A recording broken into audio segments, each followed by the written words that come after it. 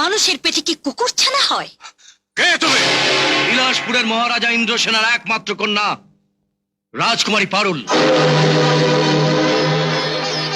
মা, মাগো, মাগো, মা, তুমি তুমি আমার সে দুঃখিনী মা, তুমি বনবাসিনী মাগো, মাগো,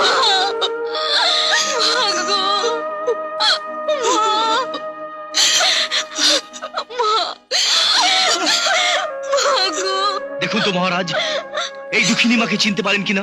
এই সেই রাক্ষসীদের পেটে 7টি কুকুর ছানা হয়েছিল না? এই সেই কাঠুরিয়ার মেয়ে ছোট রানী না? মহারাজ, 7টি নয় 8টি, এবং কুকুর ছানা নয়, 8টি নিষ্পাপ শিশু, সোনার মতো কচি বাচ্চা, জলজ্জান্ত মানব সন্তান, 7টি রাজপুত্র আর 1টি রাজকন্যা। কোথায় কোথায় তারা? কোথায় আমার সেই বুক চেরা ধন, রাজবংশের কুলপ্রদীপ 7 রাজপুত্র? কোথায় আমার নয়নের মণি সেই রাজকন্যা? কোথায় কোথায় এই সেই রাজকন্যা? না না না, আমি বিশ্বাস করি না, আমি বিশ্বাস করি না।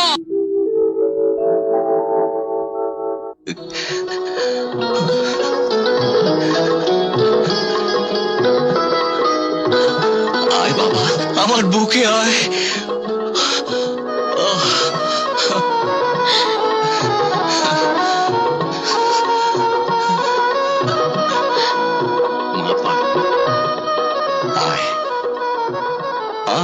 বাবা, মারে মা, আমার বংশের 7টি বাতি আর 1টি পারুল মা। ওরে ওরে, তোরা আমায় ক্ষমা কর।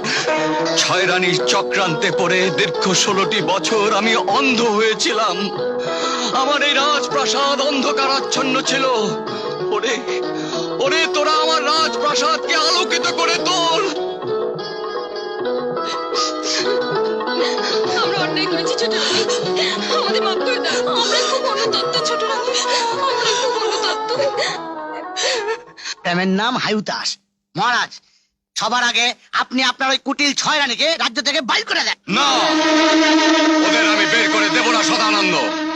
ওদেরকে আমি পাগলা ঘোড়ার পেছনে বেঁধে চাবুক মারতে মারতে টেনে হিচড়ে রক্তাক্ত করে রাজপ্রাসাদের এই বাগানে এইখানে আমি জীবন্ত সমাধি দেব, যাতে করে ভবিষ্যতের পৃথিবী জানতে পারে বিশ্বাসঘাতকতার পরিণাম কি ভয়ঙ্কর, কি মারাত্মক হতে পারে।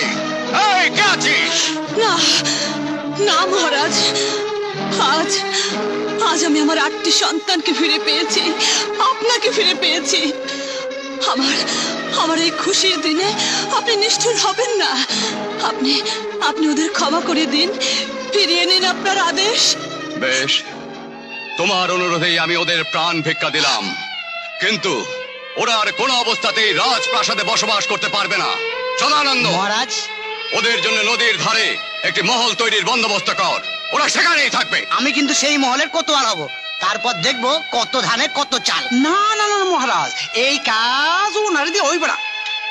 এই কাজ করবে ভীম সিং ভীমা, যে রোজ খায় একটা করে দত্তের কিমা।